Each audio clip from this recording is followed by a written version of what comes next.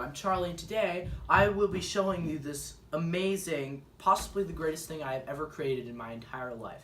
This is a miniature 3D printed Apple II, and I made this in the summer of 2018, and I just finished it up around now, which is March of 2019. So that's pretty cool. So basically, I'm going to show you how I made it, and then I'm gonna show you how it works, and then we'll get right to it. All right, so this is what it is. This is what it looks like up close. So I'm gonna be doing a brief overview of this thing and all of its cool features. So probably the best gimmick about this is that this thing is no larger than a PlayStation 3 controller, meaning that this thing is extremely small. It has a 3.5-inch screen, and everything about it is miniature. So, the screen is 3.5 inches, as I mentioned before. It has a printed Apple II badge. The keyboard, unfortunately, doesn't work, but it would be really cool if it did. And probably the coolest part about it is the power button actually works on the monitor, and this probably took the longest time. And the power button probably took the longest time. Probably took longer than anything else did on this thing. So that's pretty cool. And yeah, so the monitor itself is actually powered by a 9-volt battery, and it has a composite output because the actual Raspberry Pi itself is an ancient Raspberry Pi Zero with composite video. This is under the hood, and yes, it opens up like the real one.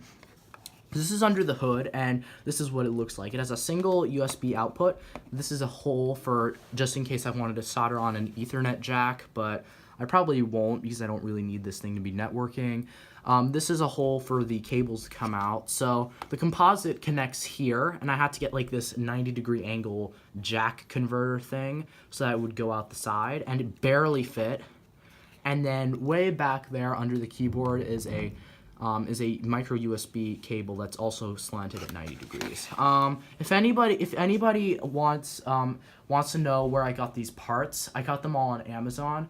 I'd rather get them on eBay since they were cheaper, but I really wanted to get this project done, and I was getting pretty impatient, so I got Amazon because of its fast shipping. So if you want, I can send you links to the parts down below if you're interested. So the case itself is 3D printed and was eventually spray painted to match the actual colors of a brand new Apple II.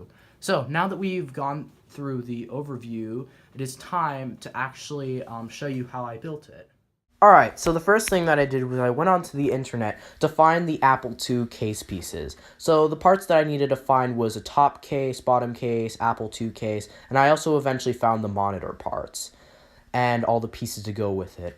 Eventually, once I found the bottom case for the Apple II itself, I actually had to do a bit of modifications to it because I wanted space for an Ethernet port, USB, and a little spot for a speaker and for the wires to come out. And I modified it like that so that it would perfectly fit the Raspberry Pi's needs. After I was done with it, I sent it over to the 3D printer and waited for it to print.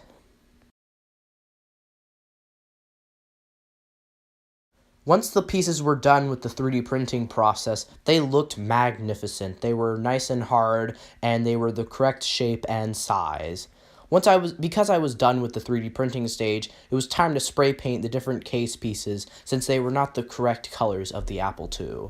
This total build only costed about $80, and it was really easy to do since the case pieces were already pre-made. But theoretically, you could create your own case pieces, but it's very difficult. So I definitely recommend that you try to use the case pieces that I supply in the description. Guys, so now that you know how I built it, which took forever, by the way, I'm basically what I'm going to do now is I'm going to demonstrate the actual how it works and the software on it. So this thing is running RetroPie on it, and it is using an Apple II emulator that is on the computer, and it's the only emulator I have. Theoretically, I could put more emulators on this, but I decided just to put on RetroPie with Apple II on for now. So So the way you control this is you use a game controller for navigating the menus, and once you've actually gotten into the Apple II emulator, you use a keyboard. And I decided to choose this beautiful Apple mechanical keyboard, and I actually smashed one of these in the 100 subscriber special, and I have millions of these. I have a whole pile of them, but the pile is slowly shrinking. So I'm going to try and conserve as many as possible. I don't plan on smashing anymore. The one that I smashed anyway was in horrible condition, and this one has a stuck spacebar, I just realized, so I'm going to have to get another one. So, yeah. Let me demonstrate the software for you.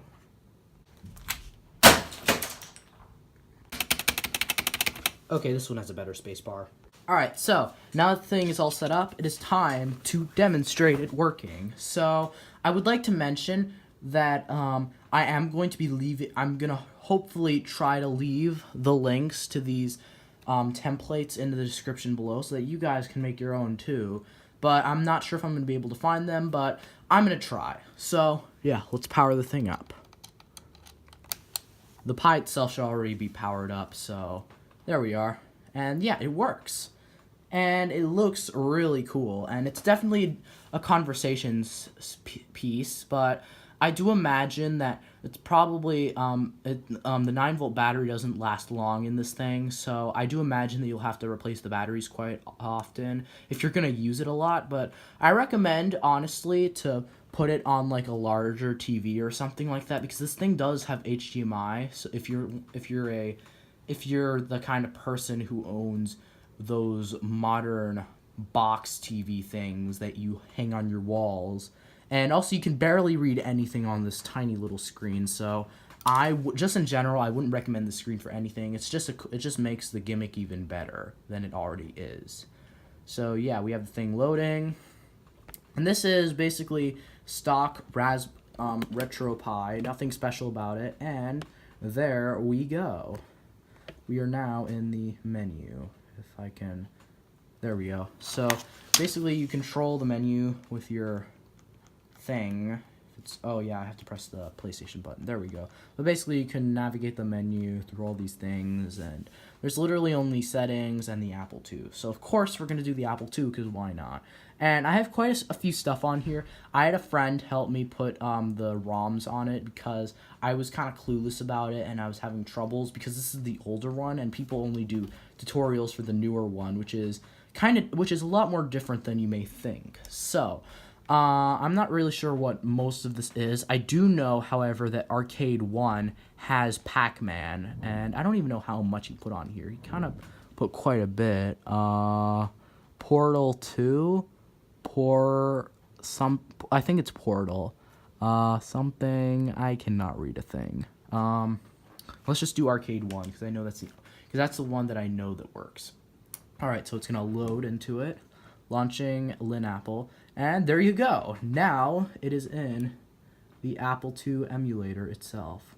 And now it will act and function as an Apple II from this point on.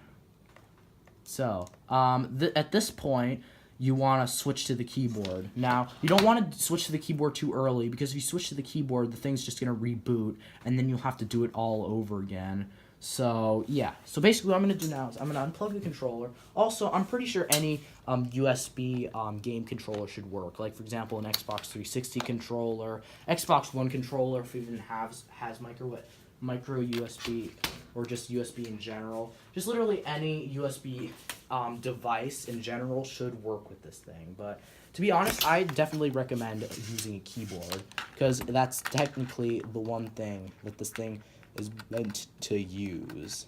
And if you used a newer Raspberry Pi, it would be easier because you could use two at once, but my USB hub is kind of complex and I don't know how to use it too well, so yeah. I was hoping that Apple could have made a USB hub so it'd be more simple to use, but I guess not. Anyway, so we have quite a few things to choose from. We have Hello, Robotron, Pac-Man, Star Trek, Mario Bros. I don't know what Hello is, so we're going to try that. A, B. Oh, that failed. Oh well. I'm going to do Pac-Man, so BD.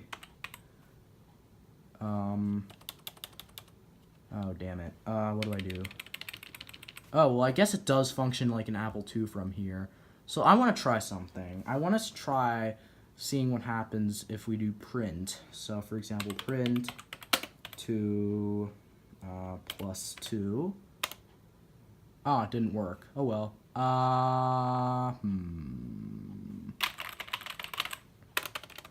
Literally the only command I know how to do is the print command, which is supposed to make it function like a calculator, which is kind of lame, I know, but for some reason I'm having troubles. Very satisfying to do this though. How do I go up? Page up? No, that doesn't work. Arrow key up? Nope.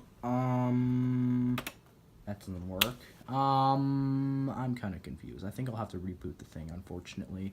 Okay, I am going to reboot this thing. And then I'm gonna go back to that screen. Guys, it loaded back up, so let's retry. So I'm gonna try Pac-Man because I don't know any of the other games, but I mean I do know them, but I don't know how they work. But I've tried Pac-Man and I know that it works. So for demonstration purposes, we're gonna be doing Pac-Man. So we're gonna press B and C. Oh God.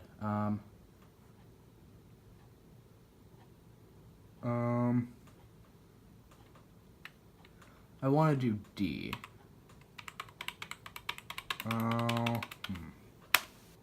Oh, is it doing it? Oh, okay. I guess it's loading up Robotron instead. Okay, we can try that. Taking a while to load. Joystick and keyboard. We want to do to keyboard. Not exactly sure how to play. Okay.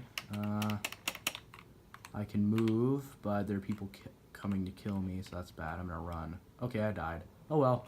I wonder how you do reset. Is it... I have to quickly do some research to see how you reset the game so that I can choose different games, so I'll be back in just a second. Apparently F10 quits the emulator, so I'm going to do that. And there we go. So, I guess return. Well, now it's not going to do it because it doesn't know the controller, so I'm going to have to change that quickly. Please do not restart again. This thing takes forever to restart. Hey, it worked. Okay. Enter Twilight Zone. Perfect.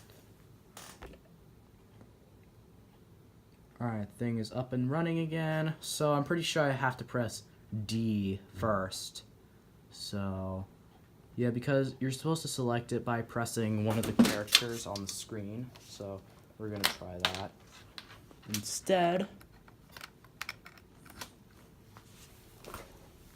Alright, so let's try this again. So what I want to do is I want to press D. So D. B run Pac-Man. Return. D again. B. Space. Return. I don't know how to do this. I'm bad at this. Oh, there we go. Okay, so I'm gonna do keyboard, of course. Customized because I don't know the actual controller. So A, D, W, S. Perfect. And now we are loading Pac-Man, and we are playing Pac-Man on a miniature Apple II. Isn't that cool? So we're going to try it out. So it works like the original Pac-Man. So turn, and there we go. It runs pretty slowly on this thing. I don't know why. Probably because it's imitating an Apple II. And this is probably how it ran in real life, but it's surprising how slow it runs. So, but at least it works. It's basically I'm basically playing Pac-Man on miniature Apple II. And it's pretty cool. And I imagine that you could do a lot more cool things than just this. Because I imagine that you could do many other things. For example, you could make it like for example, you could probably mimic the actual emulator somehow, an actual emulator of an Apple II, and have it run just like an Apple II, or maybe somehow creatively put or somehow you could creatively integrate disk drive support. So that would be really cool if someone did that. Or or I actually have seen somewhere that there's like an SD card reader that looks like an Apple II disk drive. That would be really cool if somebody did something like that. That'd be really cool. But I've seen that somewhere, but I'm not sure if it's real. But this is definitely real because I'm doing it right now. But it's definitely cool. I would definitely recommend building one of these. It's if you're not good with Raspberry Pis, you may need a bit of help like I did, but otherwise it's pretty easy and simple to build if you think about it and if you have enough time.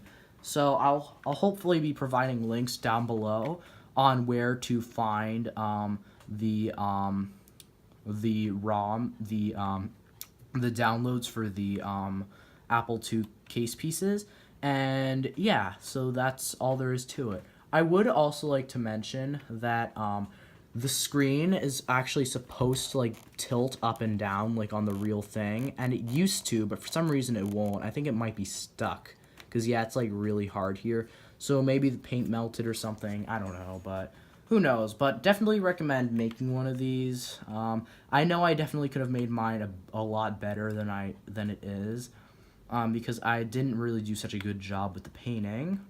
But otherwise, it was pretty fun to make, and now that it's done, it's really cool, and I'm really proud of I'm really proud of myself for creating something so epic. So, since I have demonstrated this thing, and there's no other point of this video continuing any further, I guess it is time to end the video. Alright guys, so that'll do it for today's video. So I hope you all enjoyed this video of me showing you this really awesome device that I made. I will hopefully be providing links to the case pieces, like the what is it called, the 3D models of the case pieces down below.